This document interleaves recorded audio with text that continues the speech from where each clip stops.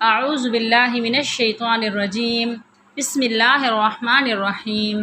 معزز ناظرین، السلام علیکم ورحمۃ اللہ وبرکاتہ۔ آپ دیکھ رہے ہیں میرا یوٹیوب چینل سعد دارالقرآن۔ ایک یہودی نے اپنے بیٹے کو کہا جاؤ سودا لے آؤ، تو وہ گیا۔ لڑکا راستے سے گزر رہا تھا کہ اس کی نظر حضور اکرم صلی اللہ علیہ وآلہ وسلم پر پڑی، اور حضور صلی اللہ علیہ وآلہ وسلم کی نظر بھی اس لڑکے پر پڑی۔ وہ وہیں بیٹھ گیا اور وہیں بیٹھا رہا، اور دیر ہو گئی۔ وہ یہودی کبھی اندر جاتا کبھی باہر آتا کہ لڑکا کہاں رہ گیا، آیا نہیں ابھی تک۔ سورج غروب ہو گیا، مغرب کی نماز ہو گئی، شام کو گھر گیا۔ باپ نے پوچھا ارے نادان، اتنی تاخیر کیوں کی؟ باپ بہت غصے میں بولا کہ بڑا نادان اور پاگل ہے، میں نے کہا تھا جلدی آنا، تم اتنی دیر کر کے آئے ہو، اور تمہیں سودا لینے بھیجا تھا، تم خالی ہاتھ واپس آ گئے ہو۔ سودا کہاں ہے؟ بیٹا بولا سودا تو میں خرید چکا ہوں۔ باپ کیا پاگل آدمی ہو تم، میں نے تجھے سودا لینے بھیجا تھا، سودا تمہارے پاس ہے نہیں، اور کہتا ہے خرید چکا ہوں۔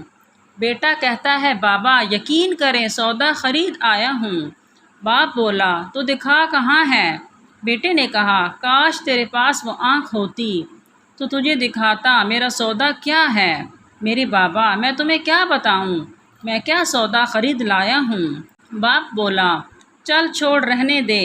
وہ لڑکا روز نبی رحمت صلی اللہ علیہ وآلہ وسلم کی خدمت میں بیٹھنے لگا۔ وہ یہودی کا اکلوتا بیٹا تھا، بہت پیارا تھا، اس لیے کچھ نہ کہا۔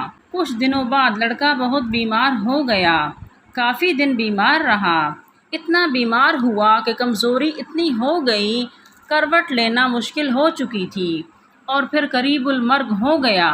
یہودی بہت پریشان تھا، پھر بھاگا گیا حضور صلی اللہ علیہ وآلہ وسلم کی بارگاہ میں، اور بولا میں آپ کے پاس آیا ہوں، آپ تو جانتے ہی ہیں میں یہودی ہوں، مجھے آپ سے کوئی اتفاق نہیں، مگر میرا لڑکا آپ کو دل دے گیا ہے اور قریب المرگ ہے، آپ کو رات دن یاد کر رہا ہے۔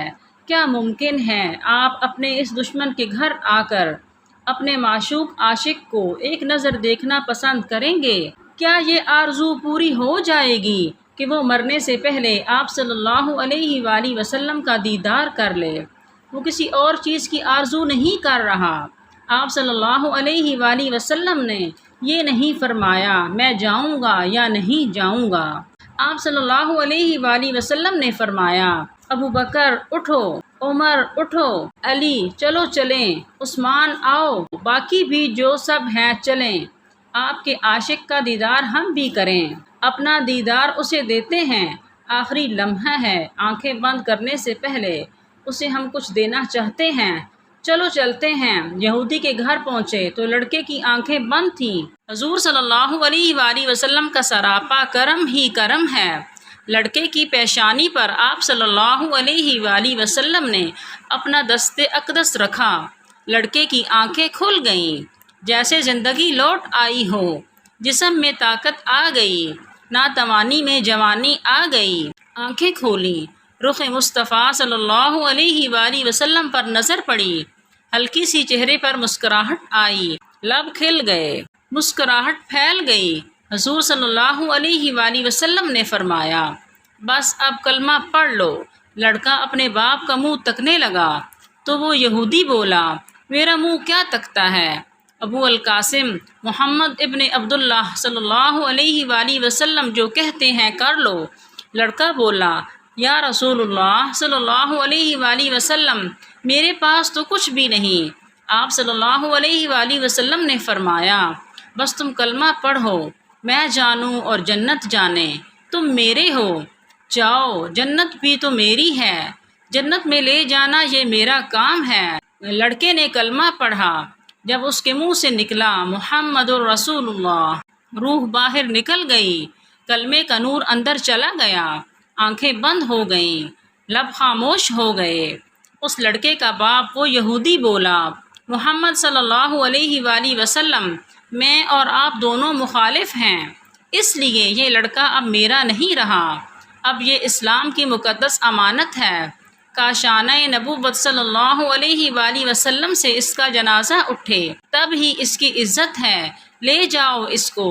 پھر آپ صلی اللہ علیہ وآلہ وسلم نے فرمایا، صدیق اٹھاؤ، عمر اٹھاؤ، عثمان آگے بڑھو، بلال آؤ تو صحیح، علی چلو دو کندھا، سب اٹھاؤ اسے۔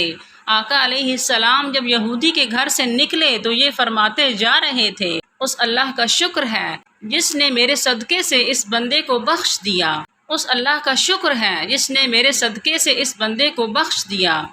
اللہ اکبر! کیا مقام ہوگا اس عاشق کی میت کا جس کو علی، عثمان، ابو بکر صدیق، عمر بن خطاب، بلال حبشی رضی اللہ عنہما جیسی مشہور شخصیات کندھا دے کر جا رہے ہوں، اور آگے آگے محمد مصطفیٰ ہوں۔ قبر تیار ہوئی، کفن پہنایا گیا، حضور صلی اللہ علیہ وآلہ وسلم قبر کے اندر تشریف لے گئے، قبر میں کھڑے ہوئے اور کافی دیر کھڑے رہے، اور پھر اپنے ہاتھوں سے اس عاشق کی میت کو اندر اتارا۔ آپ صلی اللہ علیہ وآلہ وسلم قبر کے اندر پنجوں کے بل چل رہے تھے، مکمل پاؤں مبارک نہیں رکھ رہے تھے۔ کافی دیر کے بعد آپ صلی اللہ علیہ وآلہ وسلم قبر سے باہر آئے تو چہرہ پر تھوڑی زردی چھائی تھی، تھکن محسوس ہوئی۔ صحابہ پوچھتے ہیں، حضور صلی اللہ علیہ وآلہ وسلم یہ کیا ماجرا ہے؟ پہلے تو یہ بتائیں، آپ صلی اللہ علیہ وآلہ وسلم نے قبر میں پاؤں مبارک مکمل کیوں نہیں رکھے؟ آپ صلی اللہ علیہ وآلہ وسلم پنجوں کے بل کیوں چلتے رہے؟ تو کریم آقا صلی اللہ علیہ وآلہ وسلم نے فرمایا، قبر کے اندر بے پناہ فرشتے آئے ہوئے تھے، اس لیے مجھے جہاں جگہ ملتی تھی میں پنجہ ہی رکھتا تھا، پاؤں رکھنے کی جگہ نہیں تھی۔ میں نہیں چاہتا تھا کسی فرشتے کے پاؤں پر میرا پاؤں آ جائے۔ پھر صحابہ نے پوچھا، آپ صلی اللہ علیہ وآلہ وسلم قبر کے اندر کیوں گئے؟ ہمیں کہتے، ہم چلے جاتے۔ تو سبحان اللہ، خوبصورت جواب دیا کہ میں نے اس لڑکے کو بولا تھا نا تیری قبر کو جنت بناؤں گا، تو اب اسی قبر کو جنت بنانے قبر کے اندر چلا گیا تھا۔